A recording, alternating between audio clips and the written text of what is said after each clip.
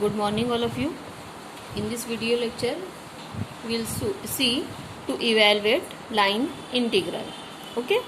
Now see the definition of line integral.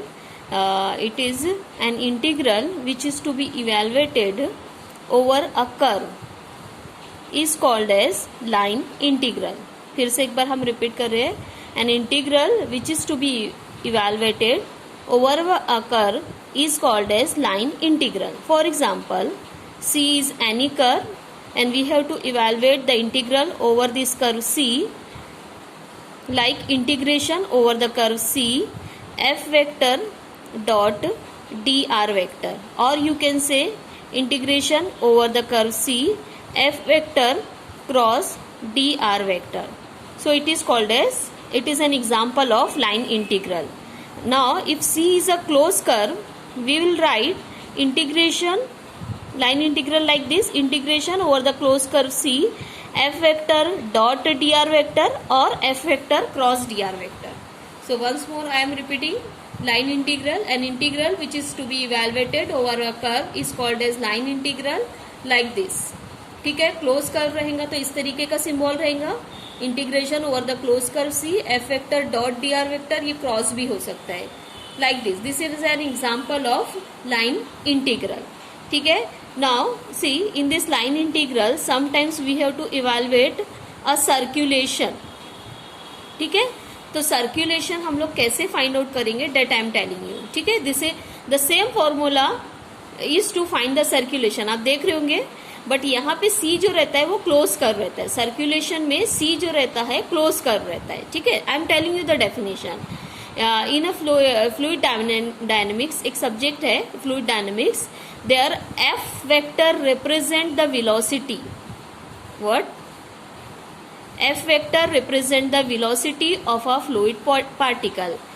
फिर से repeat कर रहे हैं हम, फ्लूइड डायनामिक्स में F वेक्टर जो है वो velocity of a fluid particle होती है, और C जो रहता है C it is a close curve. Then the circulation is given by integration over the close curve C F vector dot dr vector. This is the formula, this is to evaluate circulation. F vector fluid particle की velocity होती है, C close curve होता है, तो ये हम circulation find out कर सकते हैं.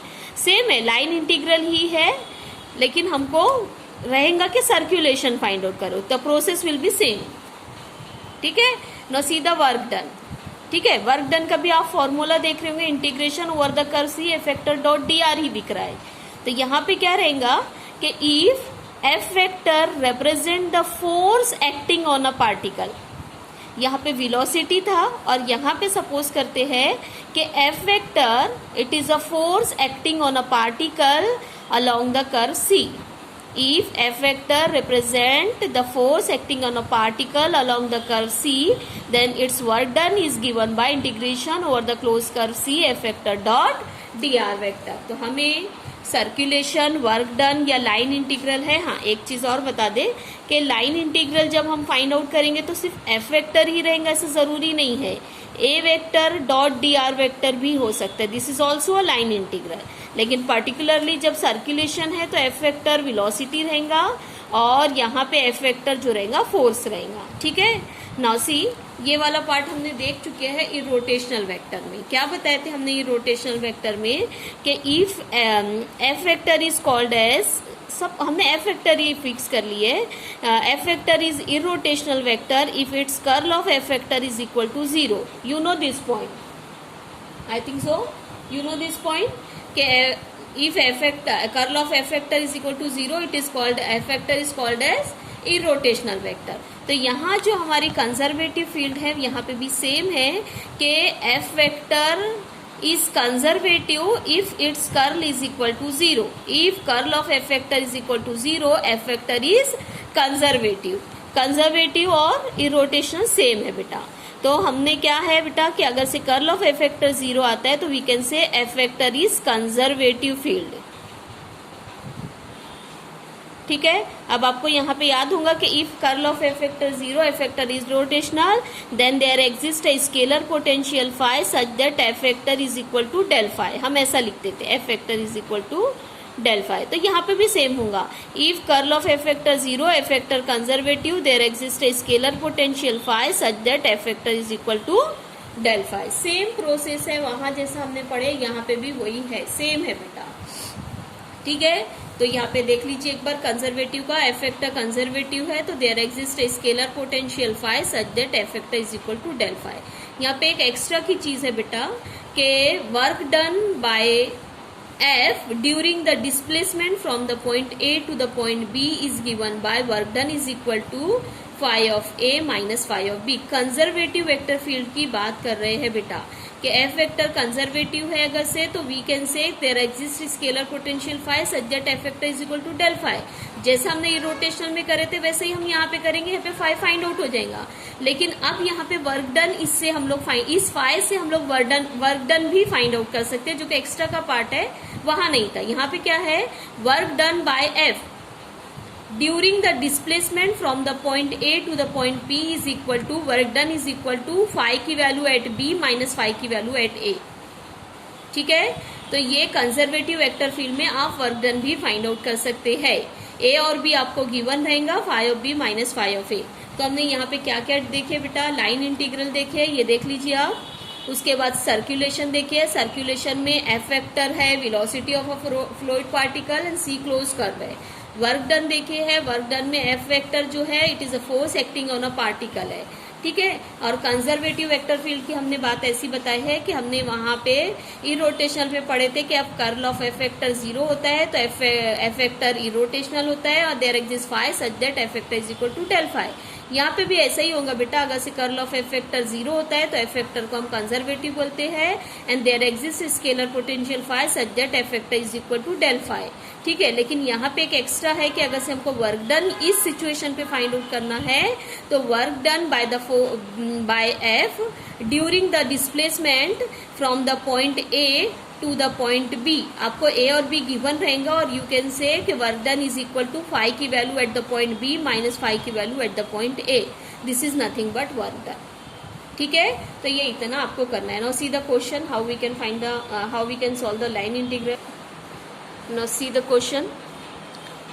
See, evaluate integration f vector dot dr vector from the point, देखिए पॉइंट है a000 to b111 along the curve r vector is equal to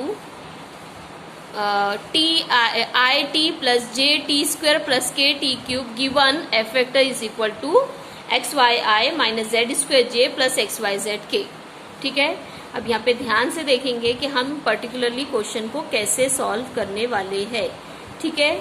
सबसे पहले हम यहाँ पे एक्स वाई जेड जो पैरामेट्रिक इक्वेशन होती है वो हम लोग लिखने की कोशिश करेंगे। एक्स वाई जेड को अगर से हम किसी दूसरे वेरिएबल के टर्म्स में लिखते हैं तो वो पैरामेट्रिक इक्वेशन कहलाती है। तो एक्स वाई जेड की हम लोग पैरामेट्रिक इक्वेशन लिखने की कोशिश करेंगे और लिख सकते हैं बेटा, ठीक है।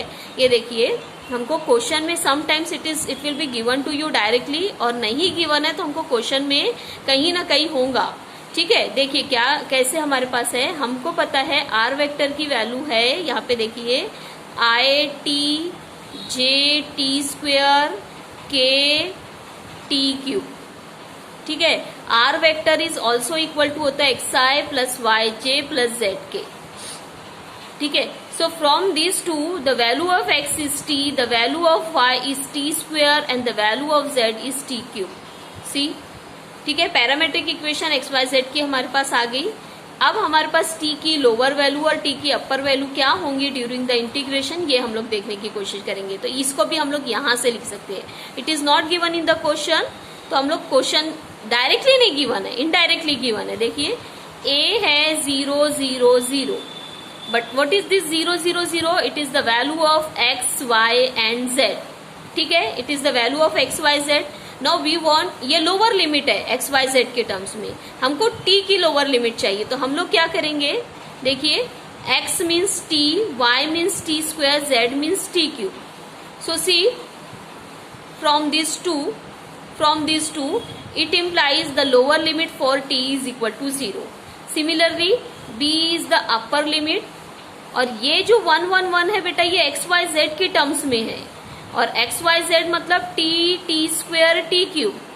So from this two and from this 3 it implies के t की वैल्यू जो रहेंगी वो रहेंगी 1. सो ये एक्स वाई जेड की वैल्यू हो गई बेटा, और ये t is equal to 0 and t is equal to 1, ये लिमिट हो गई बेटा. ठीक है, तो ये हमारे क्वेश्चन में सबसे पहले हमको लिखना बहुत जरूरी है. Now after that what will do, देखिए हमारा जो इंटीग्रेशन है, यहाँ पे मैं आपको पहले बता देती हूँ. We have to evaluate the integration F vector dot D R vector. So this is equal to, we will write f vector dot dr vector upon dt into dt. This like this we will write f dot dr, मतलब ये हम लोग लिखेंगे. t क्या है हमारा, t जो है पैरामेट्रिक इक्वेशन का वेरिएबल है. तो अब हम लोग आगे का काम क्या करेंगे, हमारा एक काम ओवर हो गया. अब हम लोग f vector dot dr by dt find out करने की कोशिश करेंगे. ठीक है, तो देखिए अब हम f vector dot dr by dt कैसे फाइंड आउट करते हैं. हम f वेक्टर को भी t के टर्म्स में कन्वर्ट करेंगे और dr बाई dt को भी, फिर दोनों का डॉट प्रोडक्ट लेंगे. ठीक है, तो देखिए f वेक्टर की वैल्यू है x y i minus Z square J plus x Y z के. ठीक है, ये हमारे पास पैरामेट्रिक इक्वेशन आ गई, ये लिमिट आ गई बेटा. ये हमारी पहले क्वेश्चन का पहला स्टेज है जो हमारा हो गया. अब आखिर की आप आगे की प्लानिंग क्या करेंगे, your job is to determine F dot D r by d t, और इन सभी को टी वेरिएबल में कन्वर्ट करके फाइंड आउट करेंगे. तो देखिए एफ वेक्टर हमारे पास आ गया, अब इसको टी में कन्वर्ट करेंगे, मतलब एक्स वाई जेड की वैल्यू यहाँ पे पैरामेट्रिक फॉर्म से सब्स्टिट्यूट करेंगे. तो ये है टी और ये है t square x into y, तो ये बन गया टी क्यूब आई. ठीक है, जेड स्क्वायर बन गया T to the power 6j, और एक्स वाई जेड तीनों का मल्टीप्लीकेशन मतलब T to the power 6k. ये एफ वेक्टर आ गया. अब देखिए आर वेक्टर से ही हम D r by d T find out करेंगे. हाँ, तो एफ वेक्टर टी की टर्म्स में हो गया बेटा, D r by d T find out करेंगे और फिर दोनों का डॉट प्रोडक्ट लेंगे. तो पहले आर वेक्टर की वैल्यू लिख लेते हैं. मैं इसको टी आई लिख रही हूँ, टी स्क्वेयर जे लिख रही हूँ बेटा, और टी क्यूब के लिख रही हूँ. ठीक है, ओके. तो अब देखिए D r by d T find out कर लेते हैं. ठीक है, ये हो गया आई. ये ऑलरेडी टी की टर्म्स में था इसलिए इसको टी की टर्म्स में कन्वर्ट नहीं करे बेटा, ये नहीं था इसलिए इसको कन्वर्ट करिए. तो ये देखिए टी का डिफरेंशिएशन 1, यहाँ पे 2t होगा और यहाँ पे होगा 3t स्क्वायर. ठीक है, अब देखिए we can easily take the dot product. तो ये हो गया हमारा F vector dot D r by d T.